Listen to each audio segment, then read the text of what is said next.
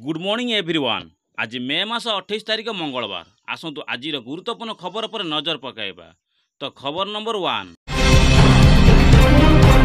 तीन राज्य में आज भी रेमाल तांडव उपुड़ुची गछ जलबंदी सहर।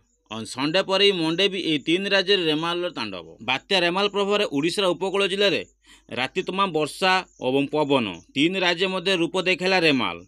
स्थलभाग छुईला बात्या रेमाल। बांग्लादेश पश्चिमबंग निकटवर्ती अंचल लैंडफॉल 35 किलोमीटर बेगर बहिला पवन। लैंडफॉल समय प्रबल वर्षा उपुड़ुथिले बड़ बड़ गछ। उद्धार कार्य जारी एवं भी जारी एवं बंगोपसागर सृष्टि होई बात्या रेमाल। भीषण बात्या रूप नहीं मध्यरात्रि पश्चिमबंग उपकूल और सागर द्वीप और बांग्लादेशर खेपुपरा अंचल स्थलभाग अतिक्रमण करिछि। ये भीषण बात्या एवं क्रमगत दुर्बल होगा सह उत्तर दिग को गति करू।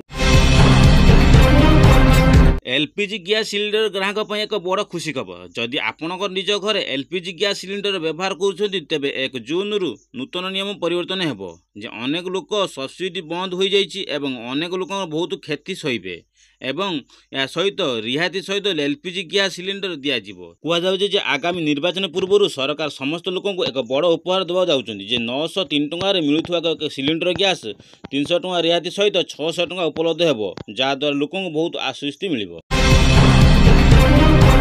श्रमिकों पर खुशी खबर जे मिलिबो 5000 टଙ୍କା। जे श्रमिकों पर एक गुरुत्वपूर्ण योजना सेमानको मौलिक सहायता जोगाई देबा पई उद्देश्य ये योजना कार्यकारी करा जायछि। एथिपई योजना आर्थिक सहायता जोगाई दिया विशेषकर ये निर्माण श्रमिक मानकु ये लाभ पाई परिबे।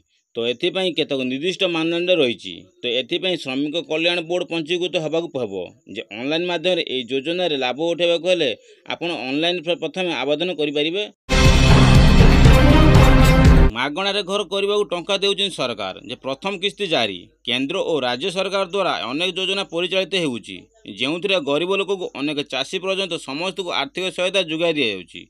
एही क्रम रे शामिल अछि लाडली आवास योजना। एही योजना रे या होछि सरकार योजना जा गरीब और आर्थिक दृष्टि दुर्बल और विवाहिता झियो और घर जोगाई देबा पई ए लक्ष्य रखिछन सरकार। एही योजना रे विभिन्न राज्य सरकार द्वारा परिचालित एवं यार मूल उद्देश्य होछि झियो मानकु सुरक्षा देबा। एही योजना रे जीवन शैली को उन्नति आनिया पई एही योजना मूल उद्देश्य जे झियो मानकर सुरक्षा झियो मानकु निरापद और स्थायी गृह जोगाई देबा पई सरकार पदक्षेप नैछन।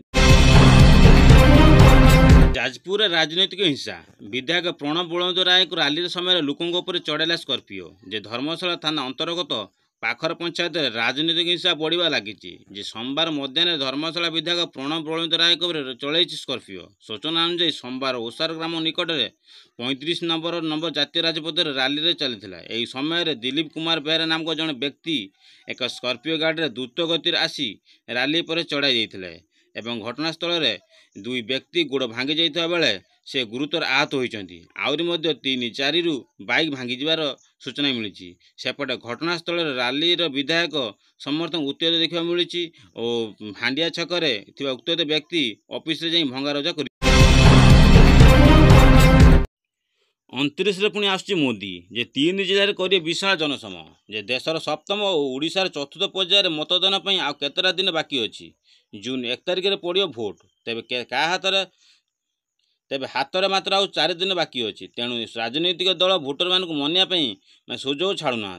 जे बीजेडी सुप्रीम नवीन पट्टनायक और 5T अध्यक्ष बीके पांड्या दलर प्रचार मंग धरी। यही दिन 3 जिले में बीजेपी शक्ति प्रदर्शन करने सह जनता को पद्मफूल चिन्ह भोट देवा अपील करेंगे। 29 तारिख में बारिपदा बालेश्वर केन्द्रापड़ा जनसभा को संबोधित करने सहित प्रधानमंत्री 29 तारिख 12टा बेले बारिपदा छौ पड़िया मोदी प्रथम सभा रही। यापर 1:30 बालेश्वर और 3:30 केन्द्रापड़ार विशाल जनसभा को मोदी संबोधित करेंगे कार्यक्रम रही।